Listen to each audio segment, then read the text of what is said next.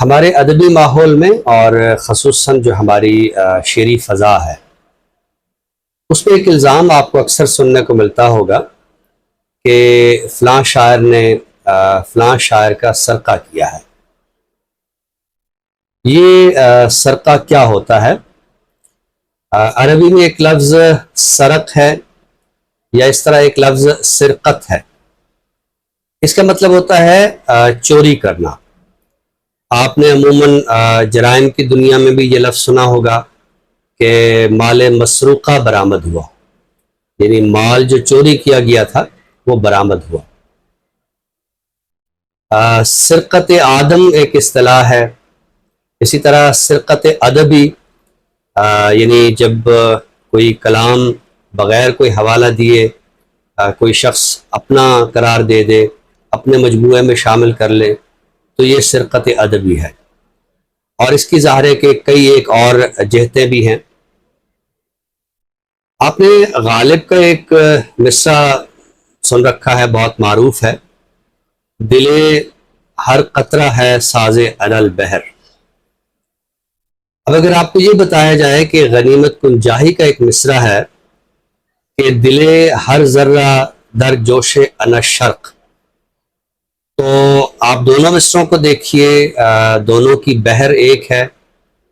اور دونوں مصرع دل کے لفظ سے شروع ہو رہے ہیں۔ البتہ غنیمت کے مصرع میں ذرے کا لفظ ہے اور غالب کے ہاں قطرہ ہے، غنیمت کے ہاں شرق کا لفظ ہے اور غالب کے ہاں بحر کا لفظ ہے، لیکن مفہوم دونوں مصرعوں کا دیکھیں تو وہ کم و بیش ایک جیسا ہے۔ تو کہا جا سکتا ہے کہ غالب نے غنیمت کن جاہی کا سرقہ کیا ہے، اس کا کلام کا۔ اسی طرح ایک شعر ہے غالب کا، بوئے گل نالہ دل دودے چراغ محفل، جو تیری بزم سے نکلا سو پریشان نکلا۔ بہت سارے مضامین میں یہ بات سامنے آئی کہ یہ تو دراصل بے دل کا فارسی شعر ہے کہ بوئے گل نالہ دل دودے چراغ محفل، ہرچے از بزم تو برخاست پریشاں برخاست۔ تو پہلا مصرع تو آپ نے دیکھا بالکل ہی ایک جیسا ہے، اور دوسرا مصرع جو ہے وہ بہت حد تک ظاہر ہے کہ ترجمہ نظر آ رہا ہے۔ لیکن دلچسپ و عجیب بات ہے کہ یہ جو شعر بے دل کا بیان کیا جاتا ہے، یہ میرے ساتھ ہی بے دل کا دیوان پڑھا ہے اور مستند دیوان ہے، افغانستان کابل کا شائع شدہ ہے۔ تو یہ شعر ہمیں بے دل کے ہاں نہیں ملتا۔ بعضوں کا خیال ہے کہ یہ شعر صاحب تبریزی کا ہے، لیکن ایک تحقیق یہ بھی ہے کہ کچھ لوگوں نے غالب کو زج کرنے کے لیے یہ فارسی کا شعر گھڑ لیا اور کہا کہ یہ غالب نے اس شعر کا سرقہ کیا ہے۔ میری کہنا یہ ہے کہ ادبی دنیا میں بہت سارے واقعے ایسے ہوتے ہیں کہ اگر ان کی تحقیق کی جائے تو نتائج کچھ اور ثابت ہوتے ہیں۔ اچھا، اب دیکھیے، یہ جو نثر کی دنیا ہے یا تحقیق و تنقید کی دنیا ہے، اس میں جو سرقہ کیا جاتا ہے، اس کے تو بہت حد تک جو ایک معیارات ہیں یا پیرامیٹرز ہیں یا اصول ہیں وہ وضع کر لیے گئے ہیں، اور یہ بڑے واضح انداز سے کہا جا سکتا ہے کہ فلاں شخص نے فلاں کے تحقیقی مضمون سے یہ سرقہ کیا ہے۔ اس میں دونوں متون کو آمنے سامنے بھی رکھ لیا جاتا ہے، اور چونکہ علمی بنیادیں ہوتی ہیں تو اس وجہ سے پتہ چل جاتا ہے کہ آیا سرقہ کیا گیا ہے یا نہیں کیا گیا ہے۔ اور اب کچھ جدید ذرائع بھی آ گئے ہیں کہ جن سے یہ سرقہ، یا انگریزی میں اسے پلیجرزم کہتے ہیں، ایک اور لفظ سملر ٹیکسٹ ہوتا ہے، تو وہ جو سافٹ ویئر ہیں ان سے بھی پتہ چل جاتا ہے۔ اور جو اس وقت جامعات میں تحقیق ہو رہی ہے تو اس میں کوئی بھی تحقیقی مضمون جو ہوتا ہے تو اس میں 19% جو ہے وہ سرقے کی اجازت بھی ہوتی ہے۔ اجازت سے مراد یہ ہے کہ چونکہ ایک تحقیقی مضمون جو لکھا جاتا ہے تو اس میں دیگر محققین کے اقتباسات بھی ہوتے ہیں، حوالے بھی ہوتے ہیں، تو ظاہر ہے کہ ان کو تو نہیں بدلا جا سکتا، تو اس وجہ سے 19% کی ایک اجازت ہوتی ہے، لیکن اگر یہ اس سے زائد ہو جائے تو اس کو ناجائز سمجھا جاتا ہے۔ لیکن زبان کے تحقیقی مضامین میں اس سے کچھ پیچیدگیاں بھی پیدا ہوتی ہیں. یعنی اگر کوئی مضمون اگر فرض کریں کہ محاورات پہ ہے یا دو زبانوں کے محاورات پہ ہے اور ان کا ایک تقابل کیا جا رہا ہے تو ظاہری بات ہے وہ محاورے جو ہے وہ نقل کیے جائیں گے اور نقل کے بعد ہی تجزیہ کیا جائے گا. تو جب آپ وہ سارے محاورے نقل کرتے ہیں تو پتہ چلتا ہے کہ آپ کا جو سرقہ ہے وہ تو 30% ہو گیا ہے, وہ تو 40% ہو گیا ہے. اب آپ ان محاورات کو نکالتے ہیں تو مضمون خراب ہوتا ہے, ان کو شامل کرتے ہیں تو جو ایک ٹیکنیکی بنیادوں پہ وہ مضمون جو ہے وہ سرقے کا حامل قرار پاتا ہے. کہنا یہ ہے کہ تحقیق کی دنیا چونکہ علم کی دنیا ہوتی ہے تو علمی بنیادوں پر جو ہے یہ بتایا جا سکتا ہے کہ اتنا سرقہ کیا گیا ہے اور یہ جائز ہے یا ناجائز ہے. لیکن جو ادب کا تخلیقی متن ہوتا ہے اس میں جو سرقہ ہے اس کے بہت سارے مسائل ہیں. اسی وجہ سے سرقے کے متوازی اور بھی الفاظ جو ہے وہ استعمال ہوتے ہیں. یعنی سرقہ ہے, تمارد ہے, یا بعض اوقات یہ کہا جاتا ہے کہ خیال سے خیال جو ہے وہ ٹکرا گیا ہے. تو اس طرح کے جو ہے وہ مسائل ہوتے ہیں اور اس کے کوئی معیارات بھی اس طرح طے نہیں کیے گئے. ناصر کاظمی نے ایک بڑا دلچسپ مضمون لکھا تھا میر ہمارے عہد میں. اس مضمون کی خاص بات یہ ہے کہ انہوں نے میر کے مصرے اور اقبال کے مصرے بالکل آمنے سامنے رکھے ہیں اور یہ دکھایا ہے کہ کس طرح جو میر کے مصرے ہیں وہ اقبال کے کلام میں نظر آ رہے ہیں. مثلا عشق تھا جو رسول ہو آیا, ان نے پیغام عشق پہنچایا. اب اقبال کہتے ہیں کہ عشق دم جبرائیل, عشق دم مصطفیٰ, عشق خدا کا رسول, عشق خدا کا کلام. اسی طرح ہے محمد کہیں, علی ہے کہیں. تو اقبال کہتے ہیں کہ کہیں مولا علی خیبر شکن عشق. اچھا, عشق عالی جناب رکھتا ہے, جبرائیل و کتاب رکھتا ہے. پھر وہی شعر آ جاتا ہے عشق خدا کا رسول, عشق خدا کا کلام. اچھا, گریباں شور محشر کا اڑایا دھجیاں کر کر, میر کا مصرع ہے. اور اقبال کہتے ہیں کہ فارغ تو نہ بیٹھے گا محشر میں جنوں اپنا. تو آپ نے دیکھا کہ میر کے مصرے جو ہے وہ کہیں جزوی طور پر, کہیں تراکیب کی صورت میں, کہیں آہنگ کے صورت میں, سارے کے سارے جو ہے وہ ہمیں اقبال کے یہاں نظر آتے ہیں. تو اب یہ سوال پیدا ہوتا ہے کہ کیا اقبال کا یہ سارا کلام جو ہے وہ میر کے کلام کا سرقہ ہے؟ ٹی ایس ایلیٹ کا ایک مضمون ہے جس میں وہ کہتا ہے کہ کوئی بھی شاعر کلی طور پر اصلی شاعر نہیں ہوتا, جینون شاعر نہیں ہوتا, بلکہ ماضی کے شعراء کے کلام کی گونج اس کے کلام میں سنائی دیتی ہے. اچھا, جب اس نے یہ کہا کہ ماضی کے شعراء کی گونج اس کے کلام میں سنائی دیتی ہے تو یہ جو آپ کے سامنے میں نے میر اور اقبال کے کلام کی بات رکھی ہے تو آپ نے دیکھا کہ اقبال جو کہ اتنے بڑے شاعر ہیں ان کے کلام میں میر کے کلام کی گونج سنائی دیتی ہے. اور یہاں صرف میر کی بات نہیں ہے, نظیر کی جو نظم ہے تو آپ دیکھیے کہ اقبال جب یہ کہتے ہیں کہ ہنگام ہست و بود نہ بیگانہ وار دیکھ, ہے دیکھنے کی چیز اسے بار بار دیکھ. تو یہ نظیر کی اگر آپ ایک نظم دیکھیں جس کی ردیف بھی یہی ہے دیکھ, تو آپ کو اندازہ ہوگا کہ نظیر کے کلام کا جو آہنگ ہے وہ اقبال کے ہاں بولتا ہے. اسی طرح غالب کی بہت ساری باتیں آپ کو اقبال کے ہاں نظر آئیں گی. تو ماضی کے شعراء کے کلام کی گونج کسی بھی شاعر کے ہاں سنائی دیتی ہے, لیکن ایلیٹ نے یہ بھی کہا ہے کہ کوئی بھی جینون شاعر جو ہوتا ہے وہ نقال نہیں ہوتا, وہ نقالی نہیں کرتا. تو آپ دیکھیے کہ کوئی بھی جو بڑا شاعر ہے اس کے ہاں اگر کہیں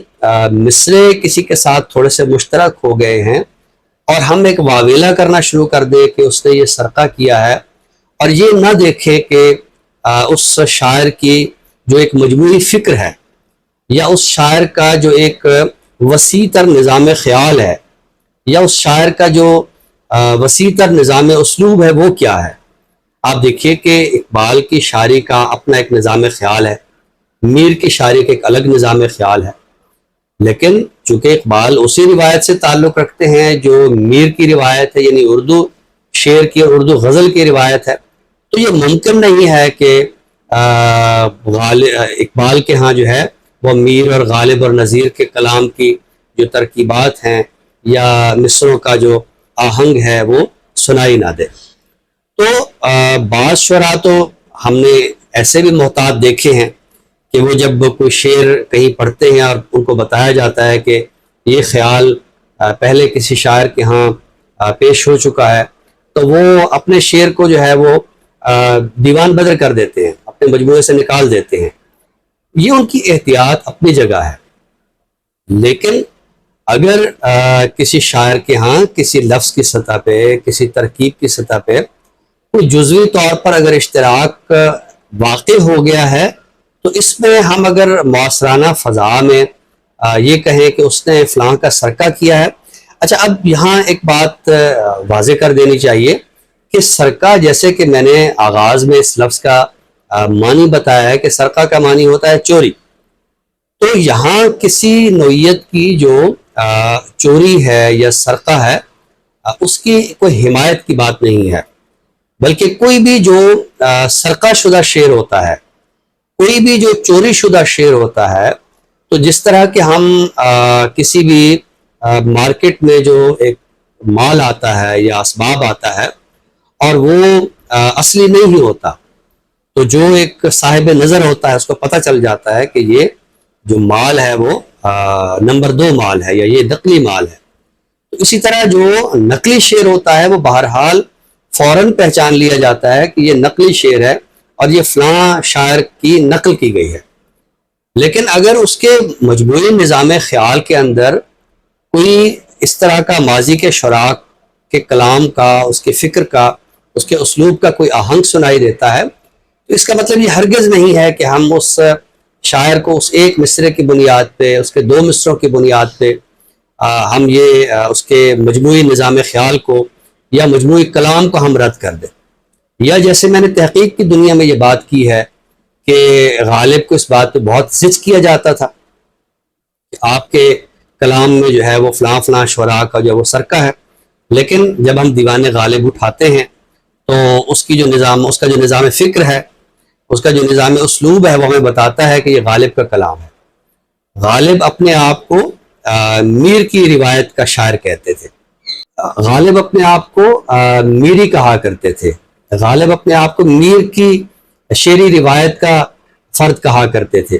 لیکن آپ اگر میر کے کلام کو اٹھا کے دیکھیں یا دیوان غالب کو اٹھا کے دیکھیں تو آپ کو دونوں میں بہت کچھ فرق نظر آئے گا۔ لیکن اگر آپ کہیں کہیں مصروں کے اشتراک کی طرف آئیں گے تو پھر ہو سکتا ہے کہ آپ کو میر کے بعض مصرے غالب کے ہاں کہیں تبدیل شدہ نظر آئیں، کہیں ولی کا کلام جو ہے اس کی کوئی ایک آدھ ترکیب آپ کو غالب کے ہاں نظر آئے۔ مثلا آپ دیکھیے کہ بات میں نے اقبال کی ہے، تو اقبال کا ایک مصرع ہے کہ زندگی کچھ اور شے ہے، علم ہے کچھ اور شے۔ اب دیکھیے یہ مصرع جو کہ آپ نے، میں نے سب نے سن رکھا ہے، آپ اگر دیکھیں تو یہ مصرع دراصل ذوق کا ہے، لیکن جب ہم اگلے مصرع پہ آتے ہیں تو ذوق کا مصرع اگلا یہ ہے کہ زندگی کچھ اور شے ہے، علم ہے کچھ اور چیز، لاکھ طوطے کو رٹایا پر وہ حیواں ہی رہا۔ لیکن جب اقبال کے کلام کو ہم دیکھتے ہیں تو ہمیں یہ شعر یوں ملتا ہے کہ زندگی کچھ اور شے ہے، زندگی سوز جگر ہے، علم ہے سوز دماغ۔ اب آپ دیکھیے کہ وہ جو ذوق کے مصرع کا آہنگ تھا وہ اقبال کے کلام میں کسی اور طریقے سے ظاہر ہوا ہے، الفاظ کہیں کہیں مشترک ضرور ہوئے ہیں لیکن اقبال کا اپنا ایک نظام خیال ہے۔ تو جب ہم اس بات کو دیکھتے ہیں کہ یہ سرقہ کیا ہے یا کسی شاعر کے ہاں کتنا سرقہ ہے، تو ہمیں یہ ضرور دیکھنا چاہیے کہ کسی شاعر کا تعلق کس شعری روایت سے ہے، اس شعری روایت کے بنیادی استعارے کیا ہیں، اس شعری روایت کی بنیادی تشبیہیں کیا ہیں، اس شعری روایت کے بنیادی نظریات کیا ہیں۔ جیسے آپ کسی ایک علاقے میں جاتے ہیں تو تمام افراد جو ہوتے ہیں ان کے آپ کو لباس، ان کے مکانات، ان کے دکانیں، ان کی سڑکیں، ان کی گلیوں کا انداز آپ کو کم و بیش یکساں ملتا ہے. تو اسی طرح کسی بھی شعری ماحول میں اس طرح کی جو یکسانیتیں ہیں وہ بہرحال پیدا ہو جاتی ہیں. لیکن ان چھوٹی چھوٹی بنیادوں پہ اگر ہم یہ کہیں کہ فلاں شاعر جو ہے وہ سرقہ کرتا ہے اور اس کا تو باقی کلام جو ہے وہ رد کر دیا جائے، تو یہ بات جو ہے وہ مناسب نہیں ہے. کسی شاعر کا مجموعی نظام خیال دیکھنا چاہیے، اس کا مجموعی نظام اسلوب دیکھنا چاہیے. باقی جس شاعر نے سرقہ کرنا ہے تو اس کا سرقہ شدہ شعر جو ہے وہ واضح طور سے بتائے گا کہ یہ نقلی شعر ہے، یہ اصل شعر نہیں ہے. یعنی اگر آپ سرقہ شدہ شعر اور کوئی اصل شعر جو جہاں سے وہ سرقہ کیا گیا ہوتا ہے دونوں کو آمنے سامنے رکھیں گے تو بالکل دودھ کا دودھ اور پانی کا پانی ہو جاتا ہے اور پتہ چل جاتا ہے کہ یہ سرقہ شدہ شعر جو ہے وہ نقل ہے. تو سرقہ ایک جرم ہے، سرقہ ایک ادبی نوعیت کا بلکہ جرم نہیں ہے. جیسے ہم کہتے ہیں یہ مسٹیک ہے یا کرائم ہے، تو یہ کرائم ہے، یہ یعنی بہت بڑا جرم ہے، قابل گرفت جرم ہے. لیکن معاصرانہ چشموں کی بنیاد پر ہم اگر کسی کی ایک ترکیب کی بنیاد پہ یہ کہیں کہ فلاں نے سرقہ کیا ہے، کسی کے آدھے مصرے کی بنیاد پہ ہم اگر یہ کہیں کہ یہ اس نے سرقہ کیا ہے اور اس کے مجموعی نظام خیال کو یا مجموعی نظام اسلوب کو رد کر دیں تو یہ تخلیق کار کے ساتھ بہرحال ایک زیادتی ہو جاتی ہے.